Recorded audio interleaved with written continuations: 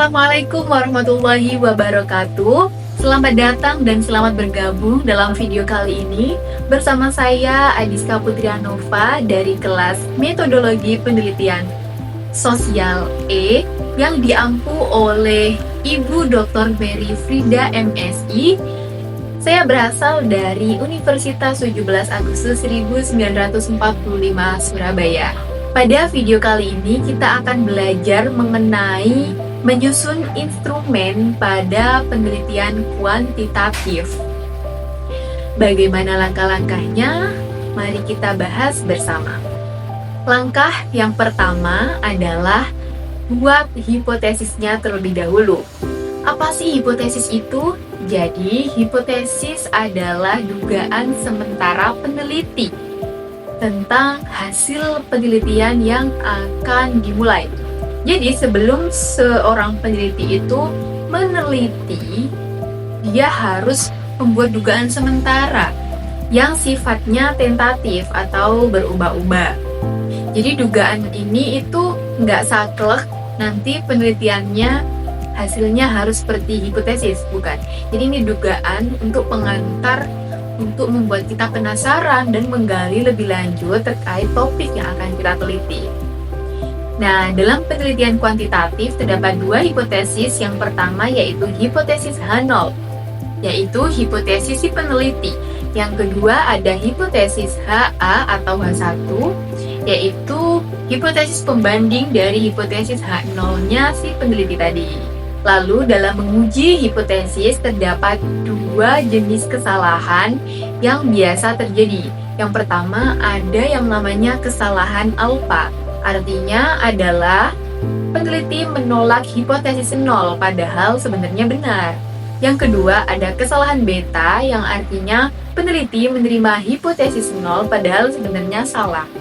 Nah, dalam penelitian kuantitatif, kesalahan tertolerir hanya sebesar maksimal 10%. Contoh hipotesis H0 dan H1 atau HA dalam sebuah penelitian kuantitatif. Misalkan saya ingin meneliti tentang hubungan antara opini mayoritas dengan tingkat keberanian mengungkapkan pendapat pada mahasiswa.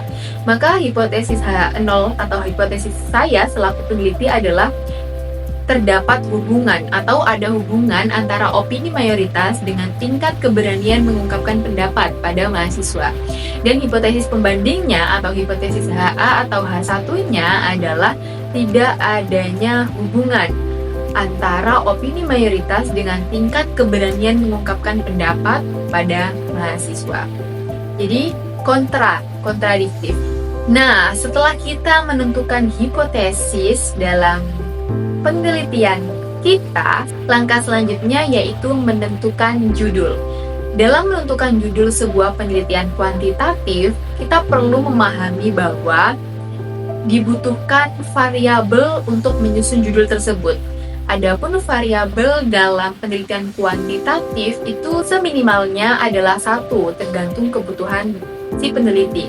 Namun pada umumnya judul penelitian kuantitatif itu mengandung dua variabel, yaitu variabel X atau variabel independen dan variabel Y, yaitu variabel dependen. Karena biasanya judul penelitian kuantitatif itu bersifat kausalitas atau ada sebab dan akibat, ada pengaruh, ada hubungan, sehingga membutuhkan dua variabel. Sifat si variabel ini juga harus bisa diukur, artinya memiliki nilai. Misalkan pada akhirnya bisa diukur sangat rendah, rendah, tinggi, dan sangat tinggi, dan lain sebagainya. Adapun jenis-jenis variabel yang biasanya digunakan pada penelitian kuantitatif, yang pertama adalah variabel X atau variabel independen, artinya adalah variabel ini tuh variabel bebas. Variabel ini mempengaruhi variabel Y. Variabel X ini mempengaruhi variabel Y, namun sifatnya tidak dapat terpengaruh oleh variabel manapun, termasuk variabel Y. Justru dia yang mempengaruhi, karena sifatnya yang sangat kuat dan bebas. Yang kedua ada variabel Y atau variabel dependen, yang artinya variabel ini terpengaruh oleh variabel X atau variabel independen. Sifatnya sangat bergantung pada si variabel X ini. Selanjutnya ada variabel moderat. variabel yang mempengaruhi hubungan antara variabel X dan variabel Y. Selanjutnya ada variabel kontrol, yaitu variabel yang dipertahankan tetap selama penelitian untuk mengontrol hasilnya agar tidak melenceng dan kemana-mana. Yang selanjutnya ada variabel intervening, variabel yang menjelaskan proses atau mekanisme mengapa variabel X bisa mempengaruhi variabel Y atau sebagai penghubung. Nah, supaya tidak bingung, kita langsung berikan contoh ya. Misalkan dalam penelitian saya yang berjudul hubungan antara opini mayoritas dengan tingkat keberanian mengungkapkan pendapat pada mahasiswa. Kita ketahui bersama, di sini terdapat dua variabel yang saya gunakan. Adapun yang pertama adalah opini mayoritas yang merupakan variabel X dan keberanian mengungkapkan pendapat yang merupakan variabel Y. Seperti yang sudah dijelaskan sebelumnya bahwa biasanya terdiri dari dua variabel. Adapun ketiga variabel berikutnya itu adalah opsional, tergantung dengan kebutuhan si peneliti. Namun kita beri contoh supaya lebih paham. Jadi variabel independennya dalam judul penelitian saya yaitu opini mayoritas. Opini mayoritas ini tidak dapat terpengaruh oleh variabel keberanian mengungkapkan pendapat. Justru opini mayoritas ini mempengaruhi keberanian mengungkapkan pendapat. Opini mayoritas ini bisa mempengaruhi tingkat keberanian mengungkapkan pendapat. Namun dia tidak bisa terpengaruh karena dia bersifat kuat, bebas, dan independen. Selanjutnya yaitu variabel Y atau dependent, yang di sini merupakan keberanian mengungkapkan pendapat. Nah, variabel ini sangat bergantung dan terpengaruh dengan opini mayoritas. Yang selanjutnya adalah variabel moderat. Contoh, dukungan sosial. Dukungan sosial ini pada mahasiswa yang mengungkapkan pendapat, apakah berpengaruh dalam keberaniannya mengungkapkan pendapatnya itu tadi, meskipun berbeda atau bertentangan dengan opini mayoritas. Jadi hubungan antara opini mayoritas dengan keberanian mengungkapkan pendapat itu didasari juga oleh variabel lain yang adalah dukungan sosial itu tadi. Selanjutnya yaitu variabel kontrol. Contohnya dalam judul penelitian saya mungkin bisa semester, spesifik semester, dan juga jenis kelamin dari sampel yang akan saya teliti. Fungsinya supaya penelitian saya ini tidak kemana-mana dan tetap pada koridor yang sudah ditentukan. Misalkan saya akan meneliti hubungan antara opini mayoritas dengan tingkat keberanian mengungkapkan pendapat pada mahasiswa semester 4 berjenis kelamin laki-laki. Maka dari awal sampai akhir saya harus tetap di koridor jenis kelamin laki-laki dan pada mahasiswa semester 4. Selanjutnya yaitu variabel intervening, karena sifatnya adalah perantara. Di sini kita bisa ambil variabelnya adalah rasa aman. Jadi bagaimana opini mayoritas itu bisa mempengaruhi rasa aman mahasiswa, sehingga pula mempengaruhi tingkat keberanian berpendapat si mahasiswa tersebut. Seperti itu. Jadi perantara dari dua variabel X dan Y. Nah, setelah kita berhasil menentukan judul penelitian dari variabel-variabel yang sudah kita tentukan, selanjutnya kita masuk pada tahap menentukan indikator-indikator dari variabel-variabel tadi. Contoh, dalam judul penelitian saya tadi terdapat dua variabel, yaitu variabel X dan variabel Y.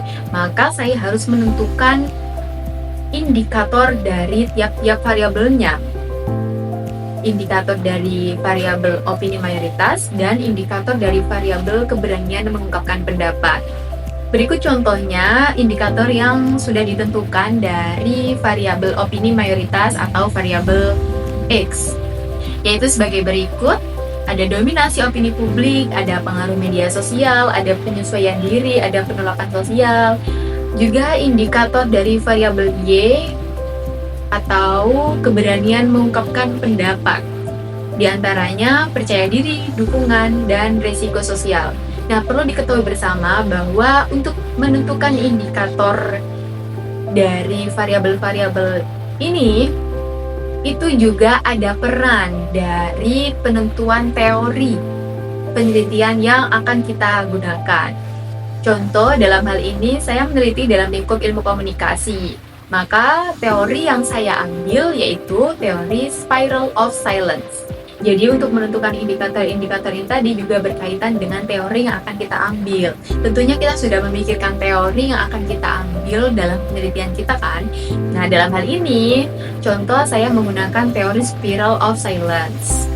Maka sudah kita susun itu indikatornya dan sudah kita tentukan teorinya. Langkah selanjutnya yaitu kita masuk di tahap terakhir, yaitu menyusun instrumen penelitiannya. Setelah tadi kita menentukan hipotesis, judul, indikator, teori, dan selanjutnya yaitu menyusun instrumennya. Nah, kita menyusun instrumennya berdasarkan dari indikator yang sudah kita tentukan sebelumnya. Perlu digarisbawahi, dalam menyusun pertanyaan atau instrumen penelitian itu, kita harus memperhatikan dua kunci utama. Yang pertama adalah validitas, yang artinya adalah sejauh mana instrumen penelitian yang kita buat itu benar-benar mengukur apa yang kita inginkan, apa yang kita maksud. Jadi valid.